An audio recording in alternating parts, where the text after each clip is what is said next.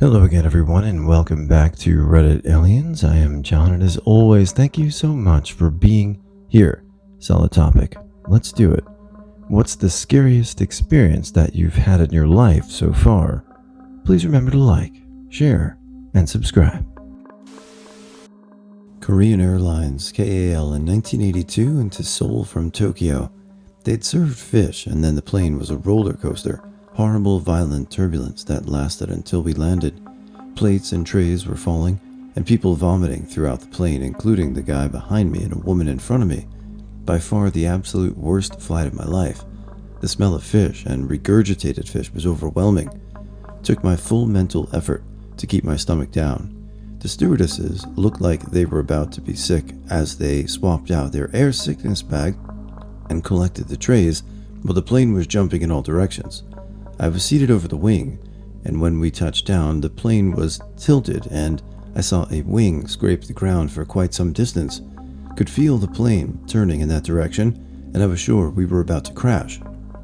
But the pilot managed to finally straighten it. The lineup at customs looked like a zombie movie.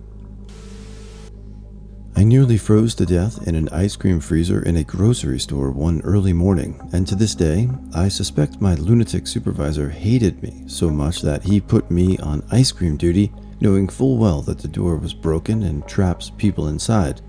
At 8 a.m., no one could hear my bang and scream at the door because there were few workers, and their path didn't take them anywhere near the ice cream freezer. Stupid me forgot to charge my phone before work, and my phone was dead. Not that it matters, there's no cell service inside those thick metal walls. God only knows what would have happened if I wasn't able to smash the door open at long last. My supervisor only ever checked on me once per shift, and I quit that very same day. Going from my daughter finding a lump in her neck to finding out she has cancer in less than a week with no other symptoms, then 3 months shy of her having her port removed and being off treatment for a year, finding out her cancer has come back. Some years ago, I caught whooping cough, really unpleasant disease overall, and I recommend against getting it. Symptoms apparently peak shortly after catching the disease and then gradually diminish over the course of several months. At one point, around the symptoms peak, I woke up in the morning, tried to take a normal awake breath, and it just didn't work. For all my effort to breathe, I only got the tiniest trickle of air. It felt like my trachea was closed down to something like 1% of its normal capacity. I stumbled out of my bedroom seeking help, wondering on some level how many seconds I had before I lost consciousness, and whether anyone could even do anything fast enough to save me. I couldn't breathe out fast enough to get more air in, and couldn't breathe in fast enough to get the old air out. Talking was out of the question. Across a few more desperate wheezing attempts to breathe, I wondered if it was the end for me. So suddenly and helplessly like that, then something dislodged inside, and I went through a massive coughing fit that finally let some fresh air into my lungs. Thankfully it never happened again, but for weeks I was afraid it might, and to some degree I still am. Being unable to breathe is evidently among the most terrifying experiences a human can have. In some sense, we spend our entire lives a couple of minutes from death, resetting the timer with every breath, and I feel like on that day I got a bit too close to the end of the timer. I was the only one with him while my father had a massive heart attack. He was gray and sounded like Donald Duck. I was 16. The paramedics tried to bring him back, saw the whole thing. I miss him. My dad. Seeing my father die in front of me was the scariest thing that I've ever seen. I'm 33 and still not okay about it. I tripped on 7 grams of mushrooms, and saw my own funeral. Then later on during that same trip, saw the inside of myself, and it looked all decayed and withered. I legitimately thought I had already died, even though I was able to walk over to my best friend in the next room and talk to him. It showed a lot about how I've been treating myself and my body, and that I need to straighten up if I want to continue living. I was home alone while my parents were on a trip. One late night, I heard a car pull in. I looked out the window. The car was in my driveway. 2 guys came out with masks and crowbars and looked like they were going to break in. All the lights were off in the house, so they must have thought that no one was home. My window was open, and I knocked something over, which made a noise. The 2 guys looked up, ran to their car, and drove off. I'm not sure if they were going to rob my house or my neighbors, but that was scary. I've been through some shit, but I'm going to say watching my husband in his 30s have a stroke was the worst fear of my life. He'd had a headache for about a week and it kept getting worse. One day it was so bad that he'd gone home for the day. He was on the computer when I took my lunch break and he said, "I've taken all the meds I can. I'm going to have to lay down." The kids were at school, so I encouraged him to get rest while he could. Well, I got the feeling that I should go home and not run errands after work. I got home about 2:45 and laid next to him. He rolls over and his arm kind of flops on my boob. I rolled over to tell him not to get fresh with me, and he was trying to make eye contact. I said, "Honey, I don't like the way your eyes look. Are you feeling any better?" Without saying a word, he lumbers to the bathroom and looks in the mirror, so I follow. But you could tell he wasn't making sense of what he was seeing. I asked, "What's the matter?" He said, "I don't know, I'm going to sit down." And that's when I asked, "Do you want me to call an ambulance?" He said, "I don't know." Then asked, "Do my eyes look funny to you?" He looked at me and one of his eyes was pointing straight toward the wall, so I called 911. Since my husband is a big dude, there was no way I could move him, but he was able to make it to the living room chair. The response time was amazing because the ambulance team got there within minutes, but he'd lost coherent speech on his right side by then. He had another stroke at the hospital and one in the ambulance on the way to the transferring hospital. He was lucky to make it all, but he's almost made a full recovery. Well, your instincts were right, and I'm glad he made a full recovery and that things worked out. Slammed on my brakes on the freeway because the car in front of me did. Phew, that was a close one. Looked up to check my rearview mirror. I see headlights barreling toward me, behind me. My adrenaline kicks in and everything I'm seeing is an extremely slow motion like I've never experienced before in my life and haven't experienced since. The freeway is pretty busy. I assume I'm effed and brace myself, but amazingly I see the car swerve hard into the lane to the right of us, dodging me. Luckily there was no car in that lane because I don't think they had time to check. A couple friends and I found our way into quinceañera way out where we shouldn't have been.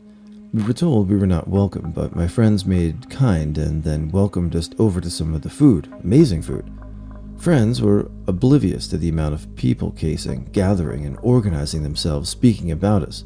I got us out. It wasn't easy. My friends were being sloppy. I won't travel with them again. We later found out it was a cartel family quinceañera. I had an aneurysm at 15. I was sitting in the car on the way home from school and suddenly I couldn't see and felt like my head was being crushed, only 1,000 times worse. I don't remember much besides the pain, but my dad said I just slumped over and started screaming and screaming. I woke up 2 days later with my head shaved, unable to speak clearly or walk at all. It took me 3 years to completely recover. TLDR might have narrowly avoided being human trafficked. Once, me and 4 other friends met up accidentally and decided to hang out at the park in our neighborhood. The park was really just a small lake surrounded by houses beyond the woods that were next to it.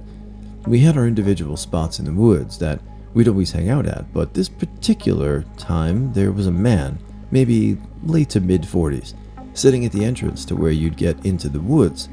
He stopped us and proceeded to tell us a list of stuff that someone we knew, some kid named T, had done.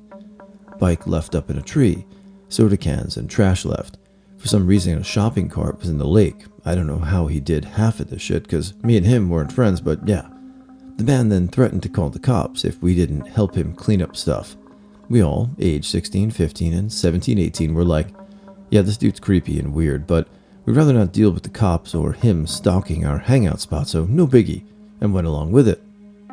Once it started getting dark, however, my friend Z was told by the dude to take the bike up to the neighborhood watch captain's house so he could take it to the dump in the morning.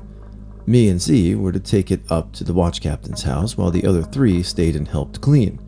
Our older friends saw this as an opportunity to get us out of this and told us to just take the bike, ditch it, and go home, which we did.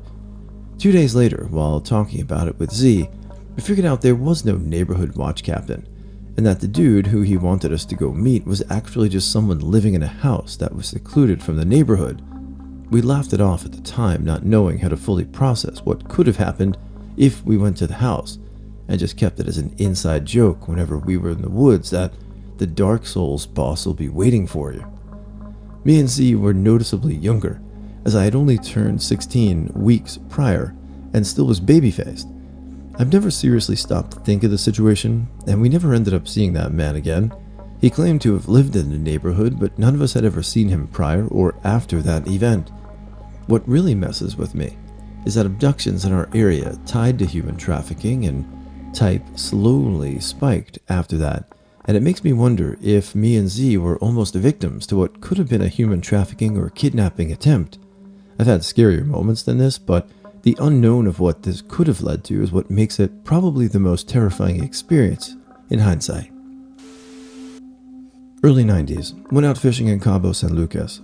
Guy took me up to the Pacific side and the waves were pretty big. Didn't realize there was a hurricane kicking up to the south. Heading back in this panga boat with a little 30 horsepower outboard, we're going into the wind and quartering across the swells, smacking down hard in the trough. Then the engines quit. We immediately got turned sideways, start taking on water and capsized shortly thereafter. Could have turned out really bad since the wind and waves were pushing us toward the rocks, but another larger boat came past and pulled us out. Didn't think much about it while it was happening, as I was too busy treading water to be scared right then. Shook like a leaf once we got back to the dock though, and lost 2 really nice Dorado. I was in Cabo a long time ago, and at the resort they're like, oh, you can't go in the ocean because of the riptides, so out there in a hurricane must have been pretty wild. Glad you made it. Objectively, waking up paralyzed, however, I was completely disassociated for all of that and never felt any fear. Exponentially, I have OCD, and I'd say the first time I actually resisted a compulsion, I was so sure that it instantly made me a terrible person and fully expected everyone I know to grievously injure me and then cease being my friend or disown me. That didn't happen, but that belief was rock solid and backed up by years of compulsion adherence. Mine was being drugged. Being high wasn't scary. I was on an army camp, so I wouldn't be able to do much and suspicious behavior would be noticed, so I was safe. It is just that I was drugged at age 13, along with 9 other 12 or 13-year-olds because I supported my friend in an argument. The boy who actually gave me the edibles was the person who I supported that was tricked into doing it. By the way, I was in summer camp with Sea Cadets. That's why I was in an army camp with lots of young teens. I was volunteering at a homeless shelter to get credit for a class in college. I was 20 or 21 years old, and a homeless dude kept intentionally staring me down for long amounts of time, trying to draw out long conversations, asking personal questions, where I live, what university I went to, etc. He had a dead look in his eyes, kind of like what people described a sociopathic stare as. Didn't help that he was very tall, looked to be in his 30s or 40s, and was very intimidating. My co-volunteer eventually called him out, and he got upset that she was telling him off. He called me attractive, and then we called the shelter security on him. Also, I work at a dog kennel, and a Belgian Malinois bit my hair and yanked it. They're very strong dogs, so that scared the shit out of me, and hurt.